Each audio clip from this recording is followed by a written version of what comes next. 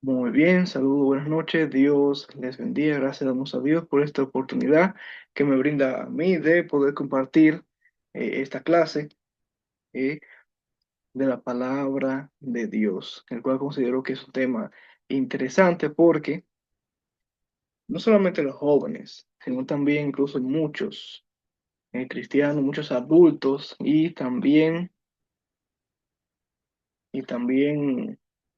ancianos, si así llamarlo, pues tienen dificultad con este punto de lo que es la religión. Y por lo tanto voy a iniciar preguntándoles, esperando que todos puedan responder. Les estaré llamando por su nombre para hacerlo así un poco más participativo y luego estaremos viendo lo que he preparado. Entonces, pues la pregunta es, ustedes como jóvenes o como cristianos, ¿se consideran religiosos? ¿Somos religiosos? Si sí, ¿por qué sí? Y si no, ¿por qué no? Esa es la pregunta. ¿Ustedes se consideran religiosos? Ahora, Dani García, ¿qué dice Dani García? ¿Sí o no? ¿O quién le gustaría participar? ¿Somos religiosos? ¿Es usted, eres tú religioso? ¿Religiosa? Si sí, ¿por qué sí? Si no, ¿por qué no? Big Merlin Castillo, lo pueden escribir en el chat ahí también. Estaré esperando, porque no continuaré hasta que varios, todos, la mayoría puedan responder.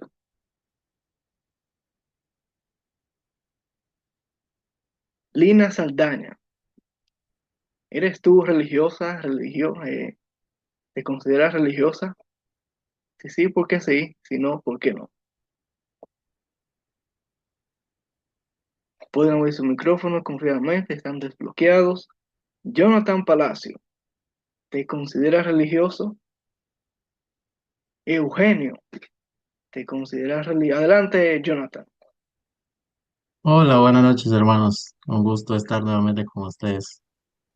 Bueno, dependamos de cómo definimos la palabra religión, porque ahora, hoy en día, la palabra religión se define mucho como sectas. Pero si hablamos de religioso, si hablamos bíblicamente religioso, diría que sí. Muy bien, excelente. ¿Alguien más? Eh, ¿Quién más? Felipe Mesa, ¿te consideras religioso? Si sí, ¿por qué sí? Si no, ¿por qué no?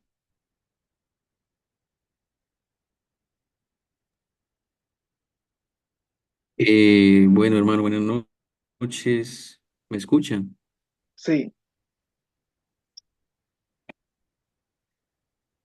Ah, en ese momento, no, pero llegué a considerarme religioso. ¿Por qué?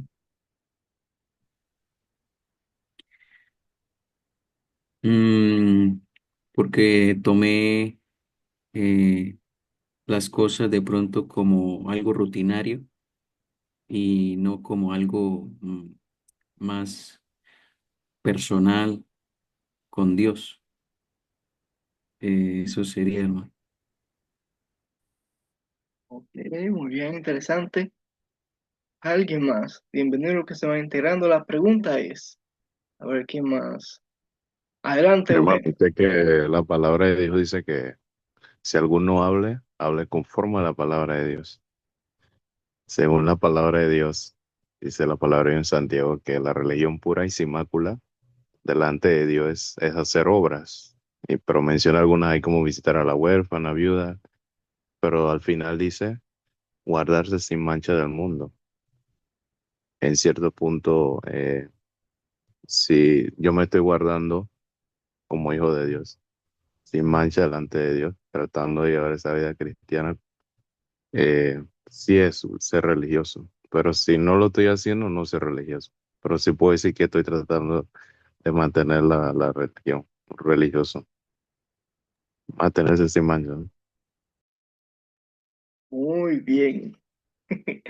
Excelente. No, ya. esa es la clase de hoy. Muy bien. Bueno, Jonathan también básicamente, no, ¿cómo es? Sebastián lo mencionó, pero así de manera, Sebastián o Eugenio.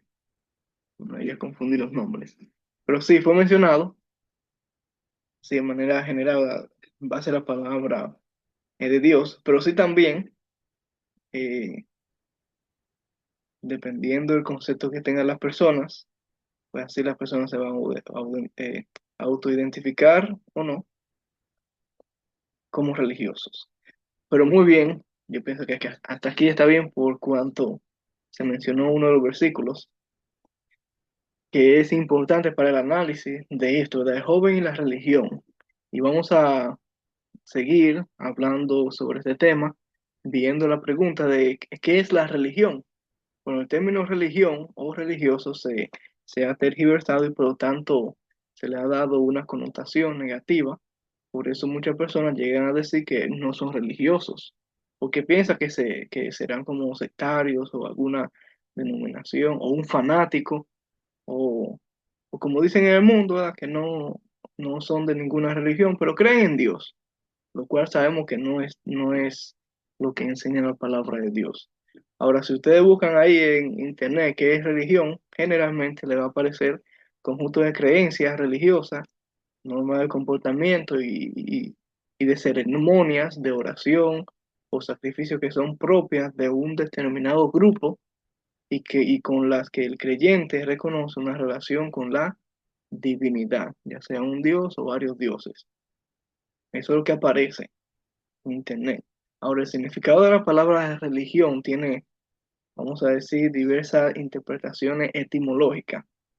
Por lo menos se han determinado tres, o ya sea que provenga de la palabra latina relegere, que significa recoger o agrupar, pero también puede que venga de la palabra religio, que quiere decir escrúpulo, o puede que venga de la palabra religare, que significa reunir o volver a unir. O sea, podemos decir que tal vez no haya una definición concreta de la palabra religión en latín, pero eso es parte de un debate también, o sea que de ese significado como tal de la palabra religión. Pero si tomamos en cuenta el tercer significado de religión o de reunir o volver a unir, podemos asociarlo con el caso de Adán. Es decir, Adán estaba en una religión, una unión con Dios, de una relación con Dios, o puede ser una religión con Dios. Sin embargo, esa religión se rompió y tuvo que ser restablecida. Y fue restablecida a través de Cristo. Que Cristo nos vuelve a unir con Dios, que ese sería como ese significado así general de la palabra religión. Ahora, según el diccionario de Strong, un diccionario muy conocido, la religión se define como observancia ceremonial. Esta se deriva o está relacionada con religioso. Y religioso, según dicho diccionario, quiere decir ceremonioso, en adoración, de una forma demostrativa, la que lo demuestra, lo cual sería un pío, un creyente, y de aquí hay que saber también la palabra impío, una persona que no es creyente. Entonces, tiene que ver con eso, ¿verdad? Esa ceremonia en adoración, ¿verdad? De forma demostrativa. Sabemos que en el mundo hay miles de religiones. Cuando yo investigué un poco con relación a las religiones en ese tiempo, no recuerdo, habían 4.200 religiones aproximadamente, y que ya posiblemente hasta el día de hoy haya más. Ahora, ¿qué dice la palabra de Dios con relación a todo esto? Nosotros vemos en, en la palabra de Dios varios versículos que hacen referencia a la palabra religión. Y ya uno fue mencionado, que es el que se encuentra en Santiago 1, 26 y 27, que eso lo vamos a ver de último. Pero si nosotros también investigamos más, hay otros 3 versículos que hablan sobre esto. Si nosotros leemos Hechos 25, 19, Hechos 25, 19, dice, sino que tenían contra él ciertas cuestiones acerca de su religión y de un cierto Jesús ya muerto, el que Pablo afirmaba estar vivo. Entonces sabemos que el contexto, Pablo está, ¿verdad?, envuelto en sus diferentes juicios, ¿verdad?, en diferentes cortes que él ha estado yendo. Entonces hay un momento, ¿verdad?, que dice que se le acusaba, ¿verdad?, contra siete de sus cuestiones acerca de su religión. Entonces otros, externamente, ¿verdad?, los judíos, romanos e incluso gentiles, identificaban a Pablo ya como practicando, ¿verdad?, otra religión que no era el judaísmo, ¿verdad? ¿Y cómo lo identificaba? Bueno, sé que él está hablando ahí de un cierto Jesús que ya murió, pero Pablo afirmaba que estaba vivo. Entonces, esto es un dato interesante porque, eh, vamos a decir, otros consideraban a Pablo como religioso. No solamente eso, sino también si nosotros leemos en Hechos capítulo 26, versículo 5, Hechos 26, 5, dice, los cuales también saben que yo desde el principio, si quieren testificarlo, conforme a la más rigurosa secta de nuestra religión, viví fariseo. Ahora, este versículo muestra también que Pablo, en el judaísmo, ahí sí básicamente él afirma o afirmaba que sí pertenecía a esa religión del judaísmo. En el versículo anterior vimos que también lo asociaban como a otra nueva religión, por decirlo así. Pero aquí en este versículo, Hechos 26:5, nos damos cuenta que Pablo sí reconocía que también estaba en esa religión del judaísmo, ¿verdad?, en la cual vivió como fariseo, en esa subdivisión, por decirlo así. Entonces, aquí claramente en el griego, ¿verdad?, así mismo, es la misma palabra que se utiliza en estos diferentes versículos, aquí en Hechos y en Santiago también. Pero hay otro versículo que, aunque en español no se menciona la palabra religioso, pero en el griego es la misma palabra que se utiliza haciendo referencia a la religión. Y este es el versículo que se encuentra en Colosenses 2:18. Colosenses 2:18 y 19. Si alguien puede leerlo. Colosenses 2:18, 18 y 19.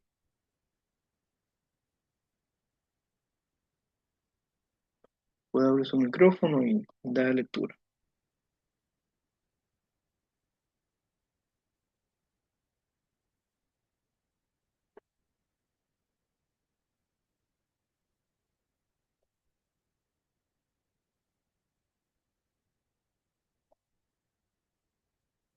Vamos a ver, Big Merlin puede leer ese versículo. Colosenses 2:18 y 19.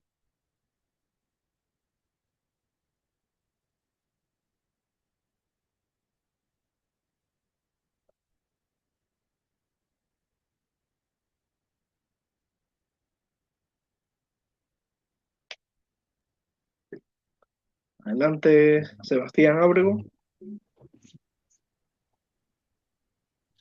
Amén. 2:18-19. Sí, Dice así: nadie os prive de vuestro premio, afectando humildad y culto a los ángeles, entreme- entremetiéndose en lo que no ha visto, vanamente hinchado por su propia mente carnal. y no haciéndose de la cabeza, en virtud de quien todo el cuerpo nutriéndose y uniéndose por todas las coyunturas y ligamentos, crece con el crecimiento que da Dios. Pues si habéis muerto con Cristo en cuanto a los rudimentos del mundo, ¿por qué, como si vivieseis en el mundo, o sometéis a preceptos, tales como no manejes, ni gustes, ni aun toques? ¿Al 21 o al 22? Ahí está bien. Era 18 y 19.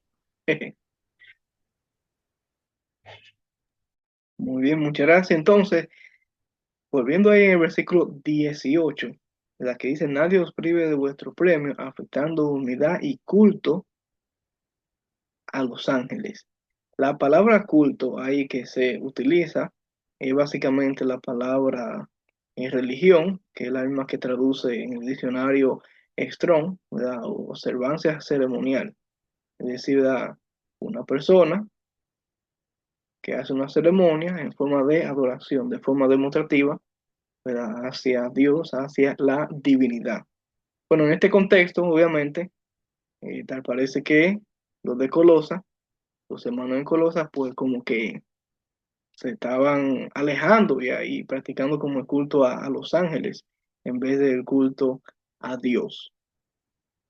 Estaban practicando la carnalidad, ¿verdad? Su mente carnal y un sinnúmero de otras cosas que se estaban introduciendo en aquella congregación.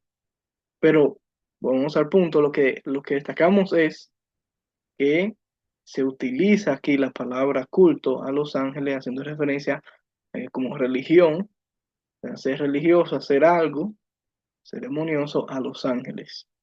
Ese es el punto. O sea que son 4 versículos o 4 pasajes en el cual se menciona la palabra religión.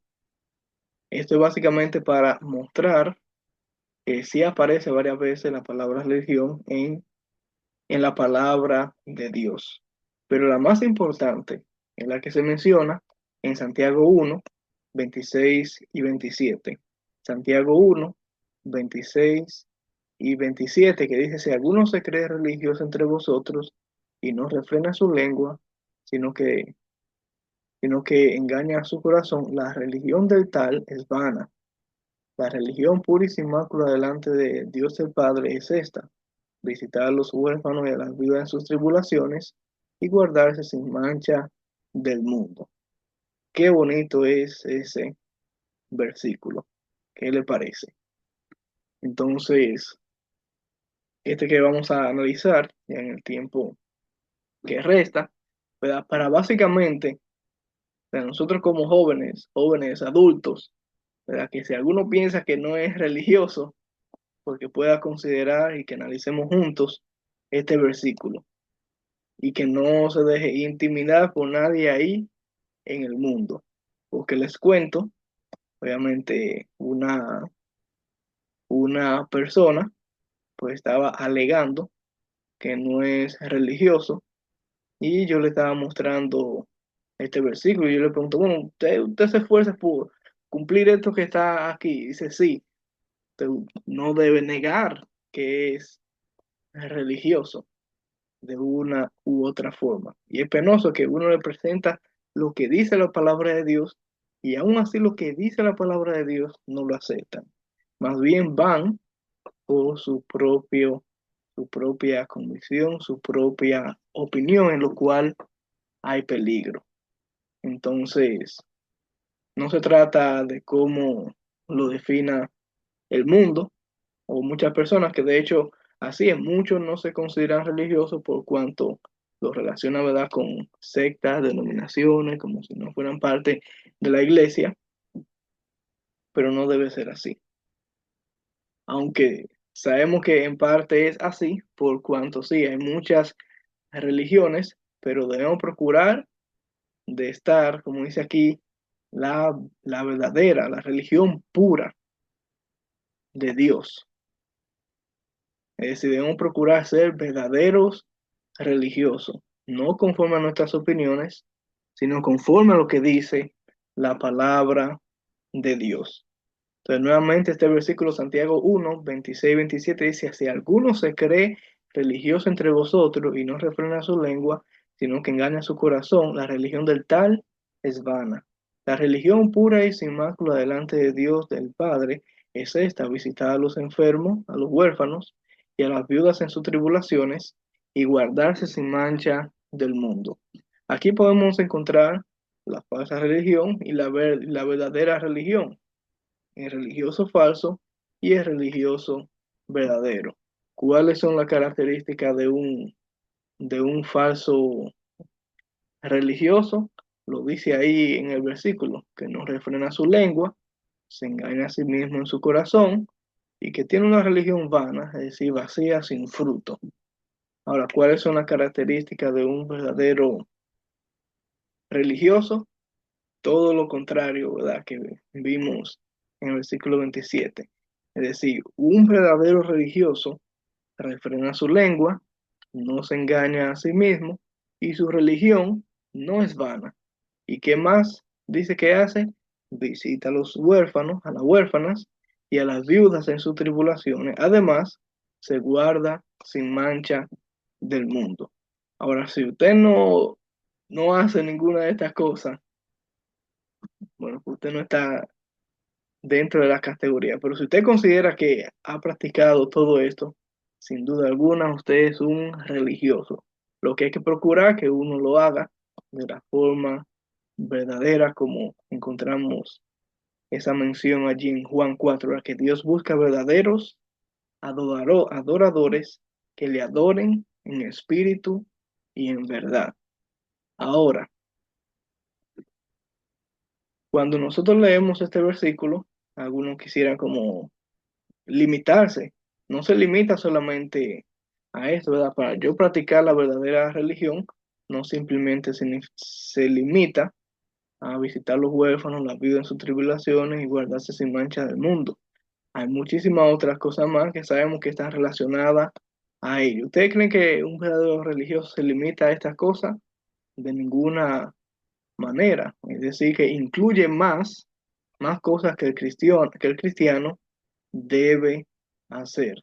Simplemente cuando profundizamos en la frase que dice guardarse sin mancha del mundo, eso implica muchas cosas. Ahora yo le pregunto, a ver quién gusta responder, ¿qué implica guardarse sin mancha del mundo? Les escucho. Vamos a ver, Dani, ¿qué dice? ¿Qué implica guardarse sin mancha del mundo? Big Merlin, ¿qué puede decir?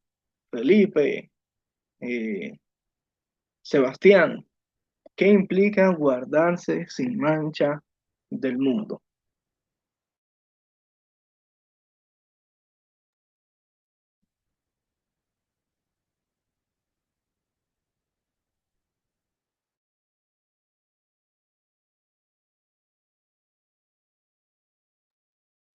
Adelante, Big Merlin. Pues, en mi opinión, implica no ensuciarse con las cosas del mundo. Ok, por ejemplo, como algo en específico que tú podrías mencionar. Pues no juntarse con necios, como nos dice Proverbios.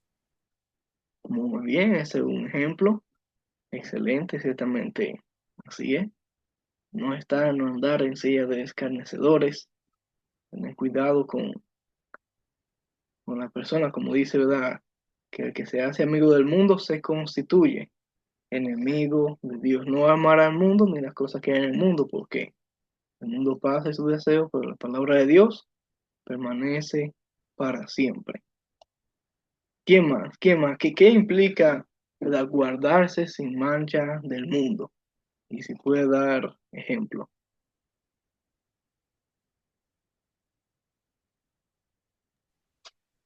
Sí, hermano, ¿me escucha? Sí, adelante, Felipe. Eh, eh, Veo que guardarse sin mancha del mundo es que Dios nos ha tomado para sí, es decir, como parte de su cuerpo, estando en este mundo, pero sin estar contaminándonos.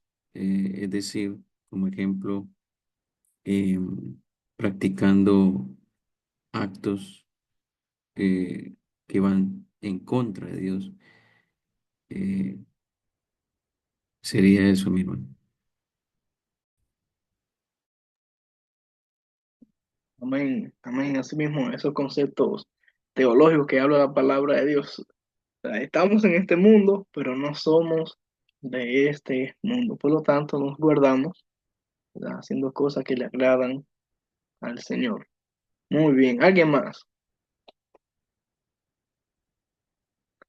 Sebastián, Jonathan, ¿qué implica guardarse sin mancha del mundo? O Dani García, ¿qué podría decir con relación a ello?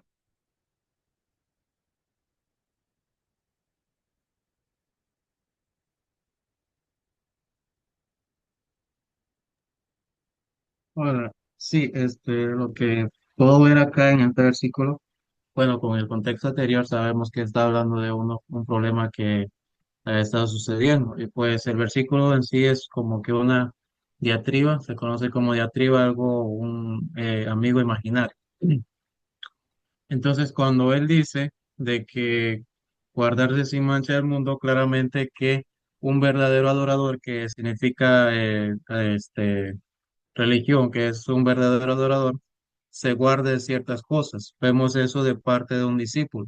Cuando las personas se hacen discípulos de ciertas personas que lo ven como alguien superior, no sé si a alguien le gusta el fútbol aquí, a mí no, pero yo comparto eso.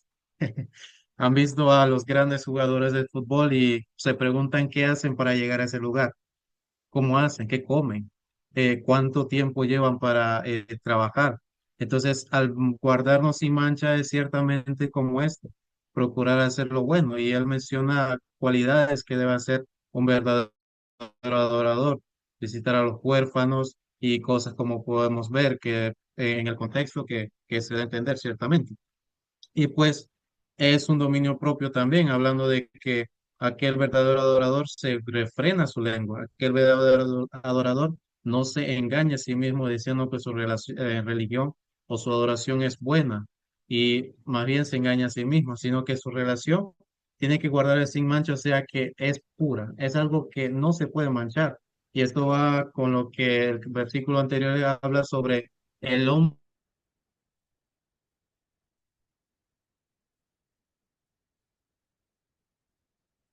hombre, cuando Dios es distinto al hombre, él no puede pecar ni puede ser tentado, y el hombre, el cristiano, tiene que ser distinto al mundo. O sea, no que se aparte totalmente claramente porque se vivió en la tierra, pero nuestra mentalidad, cómo va creciendo, nuestro actuar, cómo cambia. Entonces, eso es lo que podría yo ver. Amén, efectivamente, ciertamente, así es. Me gustó mucho la ilustración ahí ¿verdad? Si uno le pregunta a algún futbolista que a uno le guste mucho, uno lo pregunta y si uno quiere imitarlo, pues él nos va a decir, mira, tienes que guardarte de esto, de esto y de esto, y uno va a procurar, pues, imitarlo y guardarse de ciertas cosas. Entonces, así mismo, ¿verdad? Guardarse sin mancha del mundo, pues se sobreentiende tener cuidado en hacer ciertas cosas. Y me gustó esa parte que mencionaste del dominio propio, la que refrena su lengua.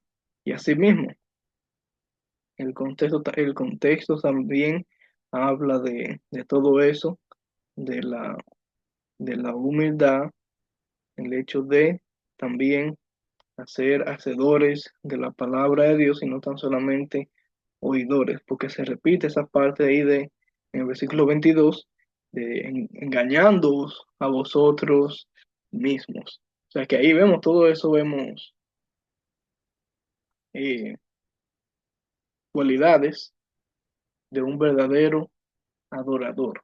Bueno, y también sabemos que la palabra de Dios hace esa observación, o sea, que no simplemente hacer obras, y ya, porque muchos lamentablemente hacen obras vanas, hacen cosas supuestamente para Dios que Dios nunca le ha pedido, que aunque yo considere que son obras para Dios, bueno, tal vez delante de Dios no cuentan. O sea, que no es simplemente hacer actos, ¿verdad?, hacia Dios, pero hay que asegurarse que uno lo haga correctamente, con el propósito adecuado, conforme a la palabra de Dios, obviamente de corazón hacia Dios, para que uno lo haga de una manera sincera y no hipócritamente.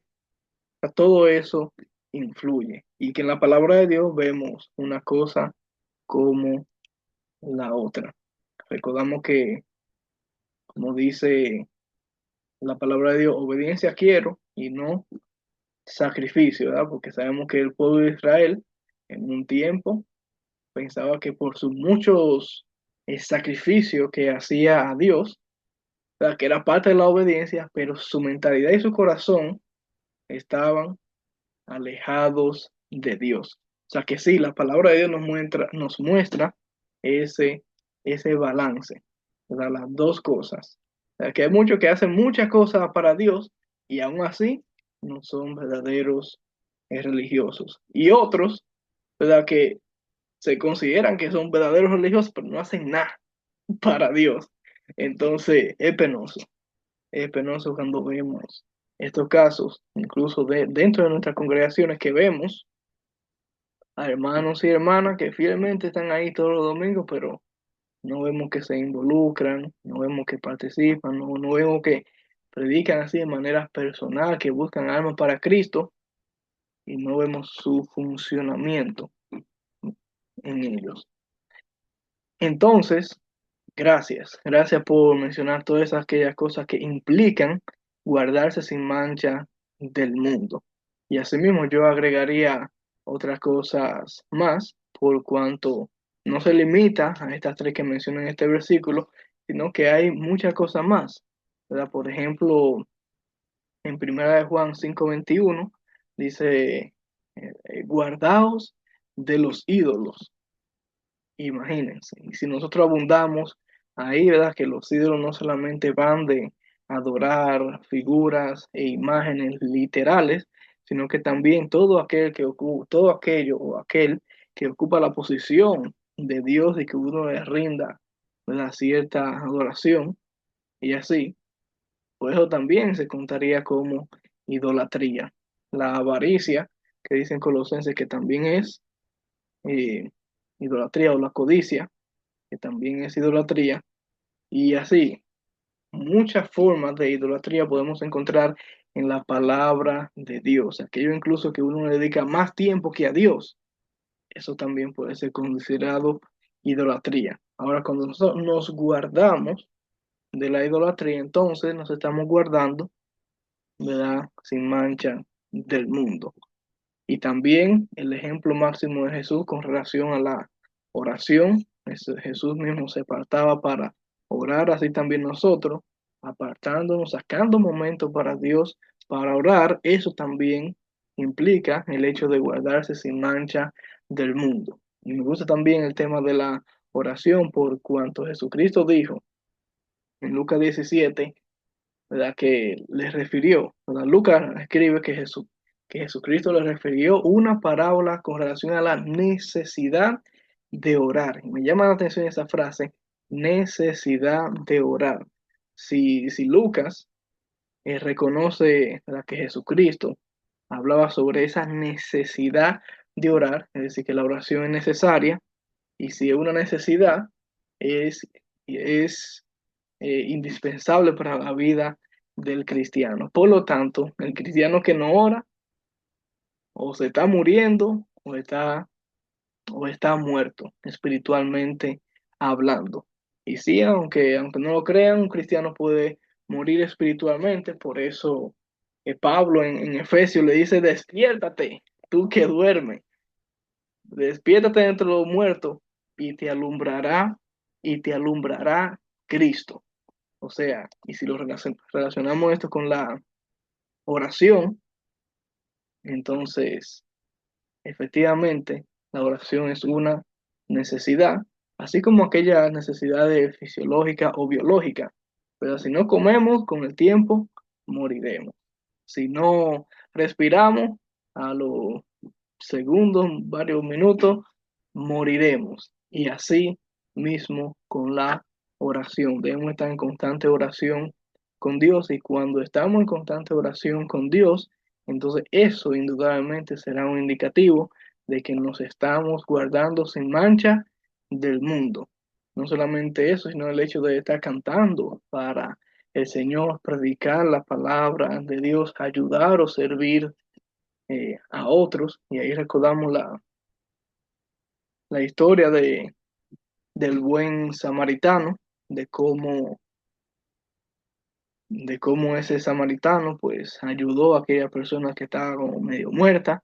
O sea, ese es un gran ejemplo de cómo uno se guarda sin mancha del mundo. Y es precisamente esa parte del punto, esa historia que Jesucristo estuvo relatando, de cómo aquellos dos religiosos, ¿verdad? El sacerdote y el levita, ¿verdad? Ellos iban según ellos, es que se cree. Ellos se creían, ¿verdad? Verdaderos religiosos porque iban a cumplir, ¿verdad? Y ellos buscaron ahí esa excusa, sus justificaciones, etcétera, etcétera. Pero eso básicamente es un claro ejemplo de a veces cómo uno ciertamente practica la verdadera religión. Imagínense si no se dice en las parábolas del buen, no se dice en la historia, parábola, no recuerdo ahí cómo se hace referencia, pero en este suceso del buen samaritano, no se dice si la persona que estaba medio muerta, si era casado, soltero, viudo, eh, o huérfano, no sé, pero imagínense que tuviera precisamente estas dos cualidades de que hubiera sido viudo o un huérfano, ¿verdad? Y que lo golpearon, lo dejaron ahí medio muerto. Entonces, precisamente este samaritano cumplió esa religión pura y sin mácula de Dios, de ayudar al viudo, al huérfano en sus tribulaciones. Es un verdadero religioso. ¿Qué le parece? Entonces, qué gran enseñanza nos muestra la palabra de Dios de cómo uno se podría también guardar sin mancha del mundo. También en numerosos pasajes, amar, ¿verdad? Amar a nuestro prójimo, aún a nuestros enemigos. Ese indudablemente también es una de las cosas que implica guardarse sin mancha del mundo cuando nosotros amamos a los demás. Y cuando nosotros hacemos todas estas cosas, pues nos estamos guardando sin mancha del mundo.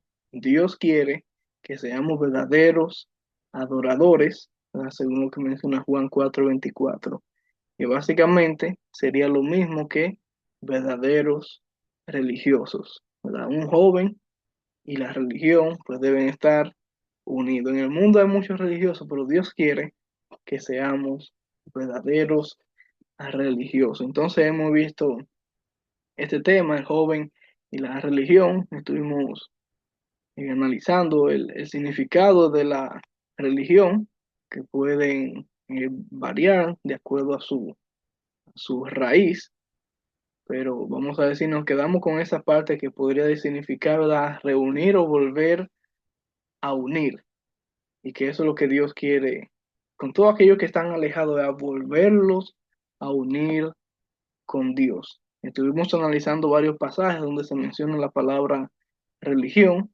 y llegamos al pasaje más importante, que es Santiago 1:26 y 27, que muestra de que ciertamente todo cristiano que se considera cristiano, pues también debe considerarse un religioso, y que debe procurar ser un verdadero religioso. Y que vimos que la religión pura y sin mácula delante de Dios el Padre es esta: visitar a los huérfanos y a las viudas en sus tribulaciones, y guardarse sin mancha del mundo. Y que no se limita a esto, sino que eso implica muchísimas otras cosas más que le agradan al Señor. Por lo tanto, no se preocupe si a usted le llaman religioso, fanático, que si estamos locos o cosas, no se preocupe de nada de eso. Usted crea lo que dice la palabra de Dios y ponga en práctica lo que dice la palabra de Dios. que al final de cuentas Dios es que va a juzgar a todas aquellas personas que critican, nada más hablan y no hacen nada por la causa de Cristo. Dios nos libre de ello. Así que muchísimas gracias por su atención, gracias por su participación y su apoyo, y que Dios les siga bendiciendo rica y abundantemente.